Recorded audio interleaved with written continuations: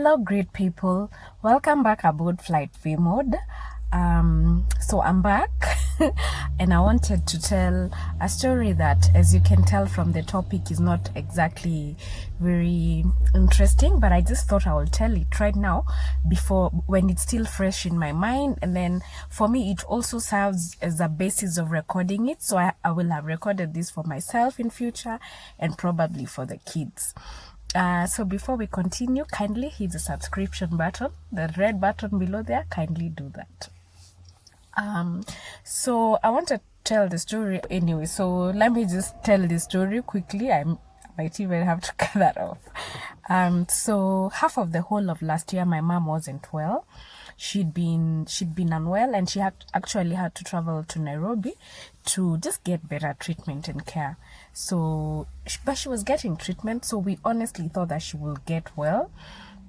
But then, unfortunately, the Lord had it other ways. So she went to be with the Lord on 31st of December last year. So I just wanted to tell a quick story of what happened just prior to her passing. Just I don't know why I'm even doing this. Anyway, so she had been unwell, but then on 25th of December, she was in Nairobi at my sister's, and then she requested that she wanted to be home for Christmas. So my sister drove her home for Christmas. Actually, they actually went on the 25th. So they went on the 25th, and then on 27th, unfortunately, she wasn't well at all. Then on the 27th, I got a very distressful phone call from my niece, and my niece went like, "Auntie, Shosho ameanguka." So it's like, okay, what do you mean Shosho ameanguka? Because Shosho ameanguka could be anything. Could be she slept and fell. So I didn't get it. So anyway, I inquired further, and she told me that she had fallen down unconscious. So I will quickly narrate what my father says happened, because she fell in the presence of my dad. So she had become a bit breathless, and she was throwing up a lot on that day. That morning she was throwing up a lot. So my dad decided to take her outside just so that she could be able to get some fresh air, and also so that to try and distract her so that she doesn't keep puking. So he took her outside, and as they were outside, just outside the house, she embraced. First of all, she said she wanted to go to the bathroom, and then she embraced him.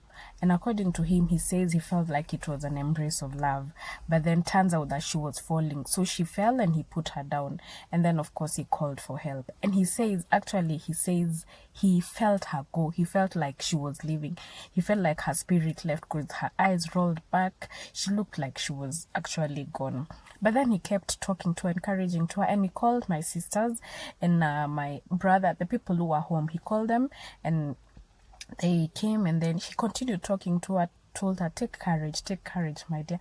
And then somehow she just became conscious, though still very weak. She became conscious and asked them to hold her. She told them, if you hold me, I'll be able to walk to the car. So they held her, and she walked to the car.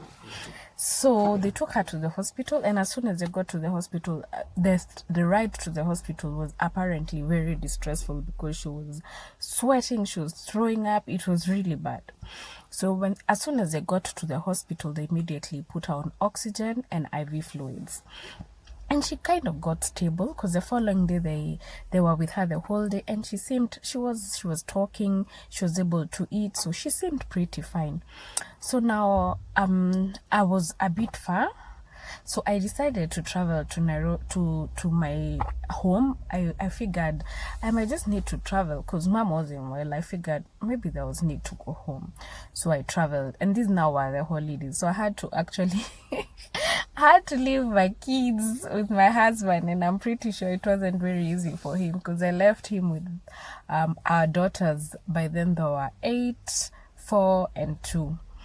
It wasn't really easy for him. He says for him, I'm sure the most distressful part was poop time. But you gotta deal anyway. So I figured I'll travel. So I traveled to be with her. And I got home at around 10 p.m. And when I got home, my sister told me, just make sure you pass through the hospital. I didn't think I needed to pass through the hospital because I was thinking she'll be asleep, and I was thinking I didn't want to disturb her. So anyway, my sister told me, just make sure you pass through the hospital and talk to the doctor and ask them to give her something for sleeping, because she'd been complaining she hadn't been sleeping well. And by the way, this is probably something that you could help me with. Even when she lived with me, because she lived with me for a while when she was unwell, she will sleep, and she will sleep completely, because I'll walk to her room and find her like asleep, dead asleep. But then when she'll wake up, I'll ask her, Mom, how did you sleep? And she'll be like, unfortunately, I didn't manage to sleep at all. So I don't know what happens when you're unwell. I don't know if it's the body not resting that makes the brain not resting that makes you feel like you didn't sleep, or it's just the body being unwell. So every time you're just feeling tired, so you feel like you didn't sleep. I don't know what that is. If you know what that is, kindly tell us down below here. I'm pretty sure you'll be helping myself and many others. Anyway, so we did that. So I passed by hospital, and I told the doctors to give her something for sleeping. She was fine. She talked. When I got there, she asked in my mother tongue. She asked in my mother tongue, no, okay. I was like, yeah. Kuma corazón, yeah. She was just asking, you've come from that far? And then she asked for me. I told her, yeah. Yeah. And then of course we finished, and I went home. I went home, and I got home, and everyone was waiting to hear how she was doing. So I got there, and I told them she's back on oxygen. And they were really like, you could see they felt their heart sank, because during the whole day she had not been on oxygen, but now they had put her back on oxygen. So yeah, there was that. And then now, so from there, it was just the usual. We'll go to hospital every morning, pray, hope for the best.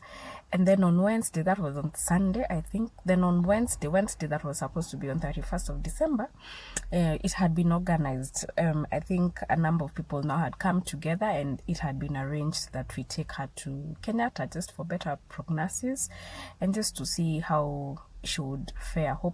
And we were still very hopeful, because she was eating.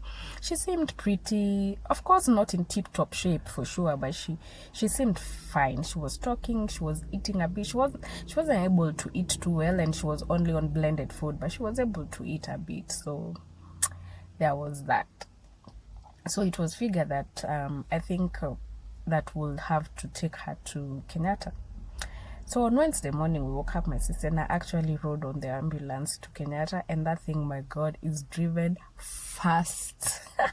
Fast! That thing is driven fast, because it usually takes about maybe 2 hours, 30 minutes to get to Nairobi from my home, and the ambulance took maybe 50 minutes. It's really, really, really fast.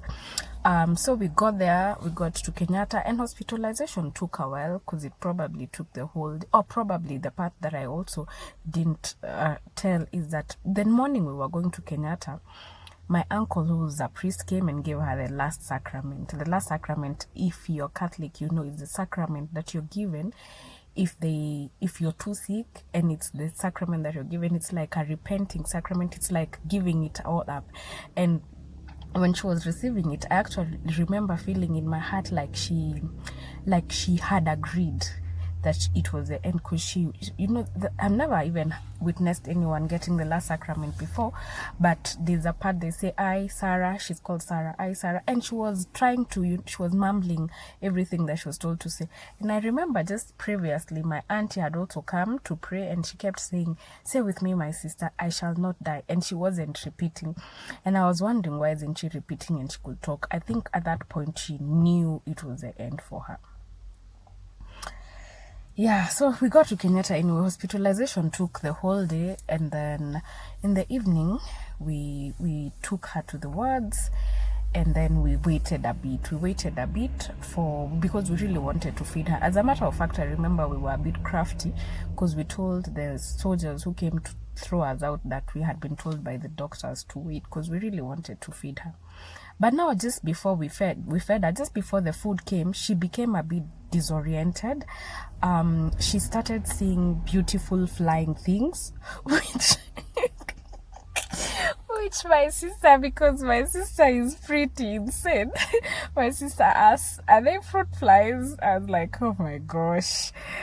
Okay, for me, I feel like I had an experience because unfortunately, a year prior to my mom passing on, my mom-in-law also passed on, and I think I was there for during the process. I think I kind of understood that these things happen during, I don't know if it's during transition or I don't know what happens.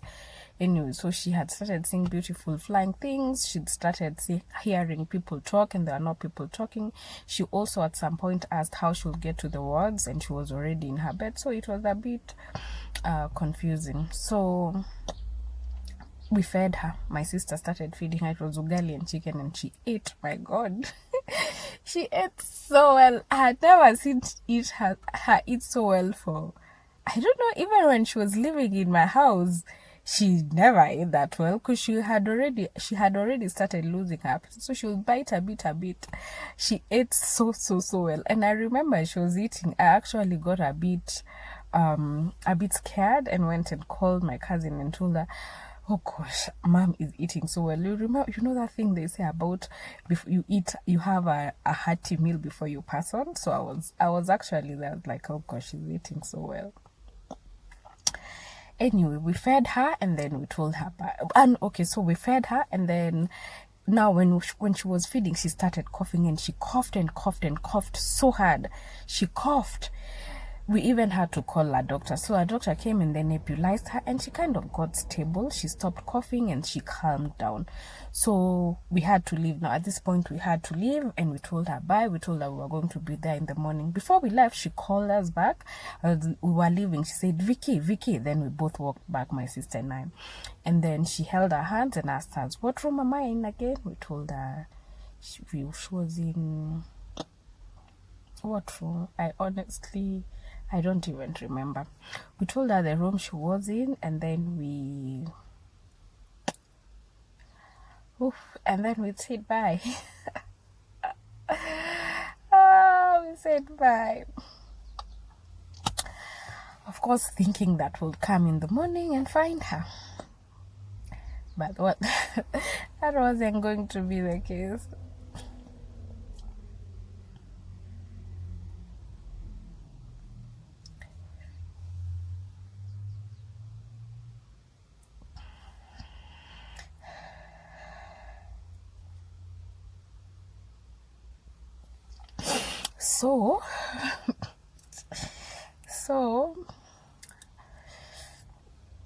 So we went home, and I remember we just got home and my sister started cooking. I was so tired, I went straight to bed, and I went and I slept and I dreamt that mom was saying goodbye to me.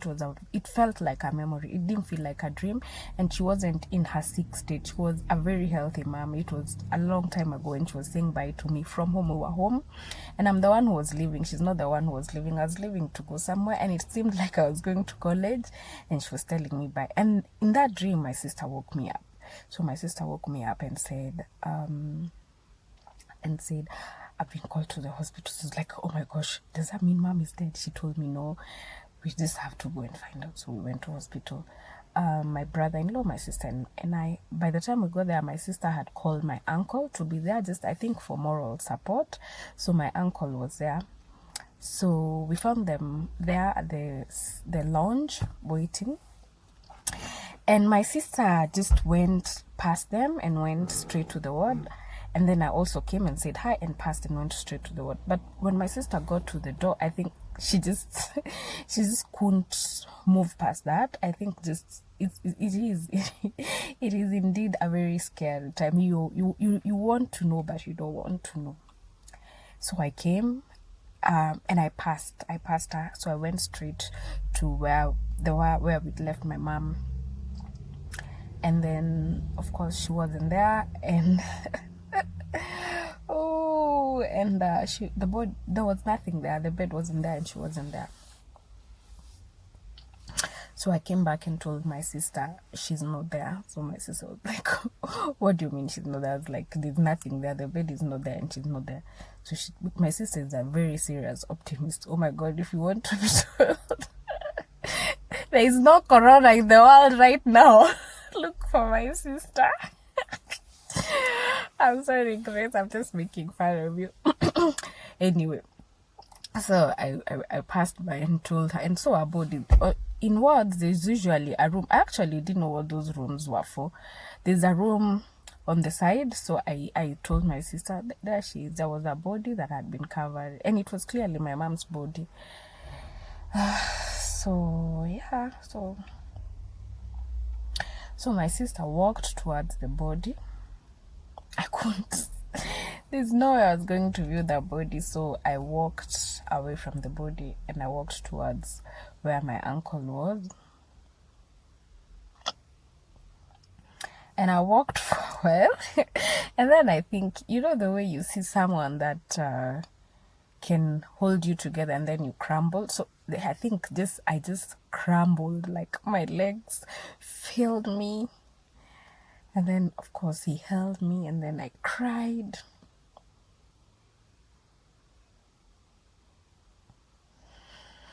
And we knew it was over. Yeah, we knew it was over. So we chilled, and the doctor told us that she, unfortunately, her heart failed. She had a heart attack. She had the brain failed. So she, like they said, even when they tried to, what do they do to restart the heart? That thing. Even when they tried to do that, her brain wasn't responding. So her heart would start beating, but then her brain wasn't responding. So they thought at some point they just had to let go. So yeah, so that was the end. I'll come back with a part 2 of how bad it was and how I coped, and how probably if I can access a few of my family members, we can just talk about how we coped. Now that part I know we'll be telling to help people probably, or just share with other people who might have gone through the same, or who might be going through the same. This part I just told to probably get off my chest and record it for myself. So, and thank you. In this story, there are a lot of people who were helpful. There are our spouses who were absolutely supportive. The whole family, of course, my brothers, my sisters, my dad. Like, there are a lot of people that I am greatly thankful for. During the funeral, a lot of our friends and family came to support us. So for that, I am also really absolutely grateful. It is indeed, it is tough losing a parent, and I'm not young, and I'm the last one, so the fact that I felt that much pain means that it has to be hard. So thank you very much for bearing this with me. I absolutely appreciate. So asanteni sana. Subscribe, like, share. Let's grow together. Thank you.